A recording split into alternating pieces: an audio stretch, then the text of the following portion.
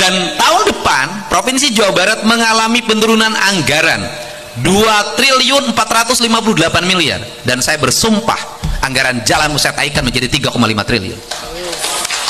Semua anggaran pembangunan harus tingkat. Siapa yang harus prihatin? Kami birokrat yang akan prihatin. Saya kasih tahu, mungkin tahun depan hari jadi Provinsi Jawa Barat nggak ada snack, cukup air putih. Kalau bertamu ke provinsi nggak ada makan siang, cukup air putih. Kenapa? Saya sudah pangkas habis, nggak boleh ada anggaran itu. Perjalanan dinas pangkas habis, semua pangkas habis, semuanya untuk pembangunan infrastruktur. Biarkan birokrasi berpuasa, yang penting rakyat berpesta. Banyak orang yang bertanya, apa yang dimaksud dengan pemotongan dana transfer daerah? Pemotongan dana transfer daerah atau transfer keuangan daerah itu adalah pemotongan terhadap sumber anggaran pemerintah provinsi, kabupaten, kota di seluruh Indonesia. Jumlahnya kalau tidak salah seluruh Indonesia itu kurang lebih 226 triliun. Berkurang dana dari pemerintah pusat ke daerah, dan termasuk di dalamnya Provinsi Jawa Barat dan kabupaten kota di seluruh Provinsi Jawa Barat. Provinsi Jawa Barat mengalami pengurangan dana transfer daerah nanti di tahun 2026 sebesar 2.458 miliar. Sedangkan kabupaten kotanya kurang lebih 2,7 triliun. Nah, tentunya kalau ada yang bertanya apakah pemotongan dana transfer daerah itu akan berpengaruh pada pembangunan di daerah, tentunya pasti akan berpengaruh. Karena biasanya pemerintah provinsi dan kabupaten kota itu membangun jalan, jembatan, irigasi, bangun sekolah, bangun rumah sakit, bangun puskesmas, biasanya mengambil dari sumber anggaran dana transfer daerah, yaitu dana bagi hasil, sebagian dana alokasi umum, dan dana-dana lainnya termasuk dana alokasi khusus yang biasa didapatkan. Nah, kemudian kenapa Kang Deddy kok tidak ikut ke Menteri Keuangan untuk menyampaikan protes? Di situ saya sampaikan bahwa gubernur itu memiliki dua variabel. Yang pertama, dia adalah kepala daerah otonom yang dipilih oleh masyarakat melalui pemilihan langsung. Yang kedua, dalam dirinya juga melekat sebagai wakil pemerintah pusat. Sedangkan pemotongan dana transfer daerah itu merupakan keputusan pemerintah pusat. Dan sebagai wakil pemerintah pusat yang ada di Provinsi Jawa Barat, tidak elok rasanya saya harus memprotes sebuah keputusan yang diputuskan oleh pemerintah pusat.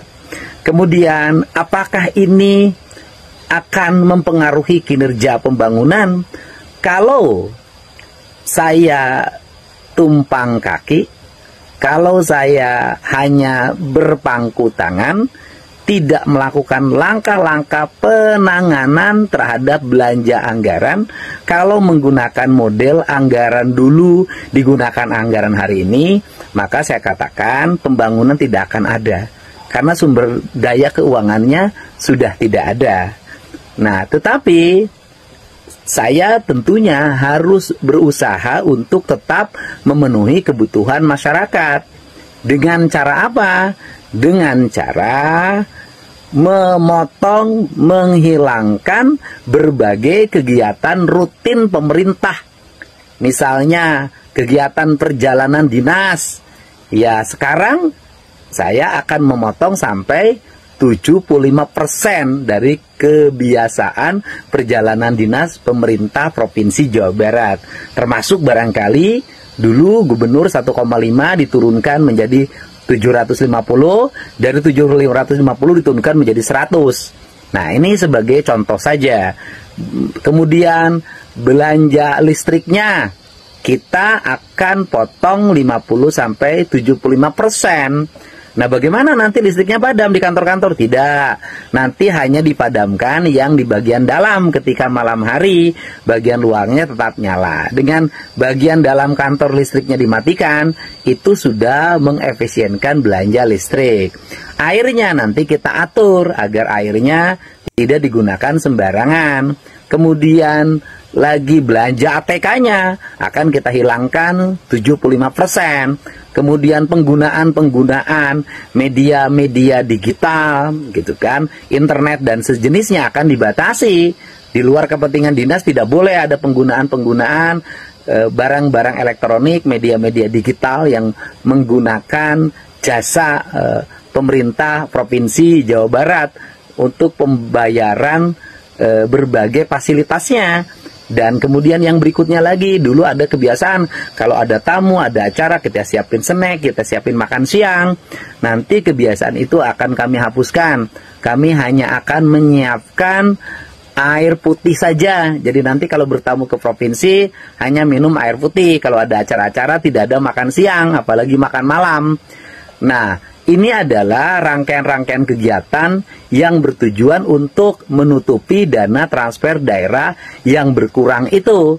Nah, sehingga kalau ditanya bagaimana pembangunan 2026, karena belanja rutin yang dianggap tidak penting, itu sebenarnya penting sih, tetapi hari ini dianggap tidak penting karena uangnya kan tidak ada.